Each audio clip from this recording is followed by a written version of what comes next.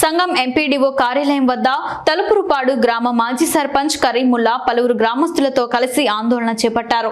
తలుపురుపాడు గ్రామంలో సర్పంచ్ కుటుంబ సభ్యులు మురికి కాల్వ ఆక్రమణ చేసి ఇల్లు నిర్మిస్తున్నారని నినాదాలు చేశారు. అక్రమంగా గిరిజన కాలనీలో ఉండేటువంటి వీధి ఆక్రమణ చేసి ప్రహరీ గోడ నిర్మాణం ఆపాలి. గ్రామంలో ఉండేటువంటిది ఆస్తులు అది మురికి కాలువకు సంబంధించిన రాడు కూడా ఉంటుంది. కాలువ రాడు కూడా టీయూపీ అధికారులు కూడా వచ్చారు, అక్కడ చూసిన తర్వాత ఏం నిర్ణయం తీసుకున్నారనేటువంటి యావత్ గ్రామానికి సంబంధించిన ఆస్తులు.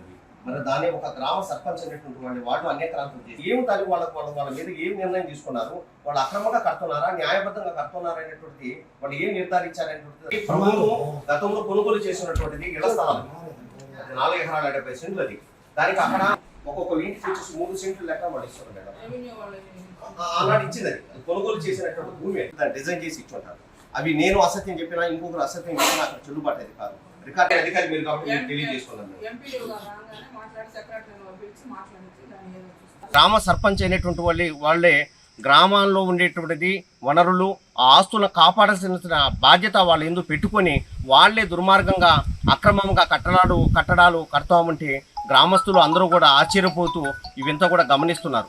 ఇది ఎంతవరకు ఇది మంచి పని అయితే కాదనేటువంటిది ఉన్నతాధికారులకు దృష్టికి తీసుకొస్తే వాళ్ళు నిన్న యూపీఆర్డీ గారు వీళ్ళందరూ వచ్చి సందర్శించి ఇది కరెక్ట్ అయింది కాదు, ఇక్కడ కాలువ ఉంది అనేటువంటి వాళ్ళు తెలుపుతున్నా కూడా ఈ విషయం గురించి 2008-9లో సార్ నేను కట్టాను, ఈ కాలువ ఉంది, ఈ ఆనవాళ్లు ఉన్నాయి, ఈ సిమెంట్ బ్రిక్స్ కూడా తీసేశారనేటువంటిది నేను తెలుపుతా ఉంటే వాళ్ళు నా మీద దౌర్జన్యంగా నన్ను అటాక్ చేస్తూ నన్ను దుర్భాషలాడుతూ వ్యక్తిగతంగా దూషిస్తూ నా మీద దాడి చేసే ప్రయత్నం చేశారు.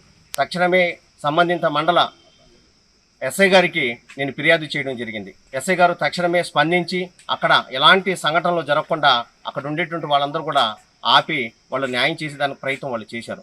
కాబట్టి ఇది మంచి పని కాదు. ఇక్కడ ఉండేటువంటి అధికారులు ఉన్నతాధికారులు సంబంధించిన అధికారులు వాస్తవాలను గ్రహించి సంఘటన స్థలానికి వచ్చి ఇది వాస్తవం ఇక్కడ మురికి కాలువ ఉందా లేదా, వాళ్ళు ఇక్కడ కట్టడము ఆ ఇంటికి ఈశాన్యం భాగంలో ఉండేటువంటిది ఆ వీధి ఉన్నటువంటి దానికి ఆక్రమించి ఉన్నారా లేదో చూసి ఆ గ్రామంలో ఉండేటువంటి ఆస్తులు పంచాయతీ ఆస్తులు అన్యక్రాంతం కాకుండా చూడవలసిందిగా నేను కోరుకుంటున్నాను.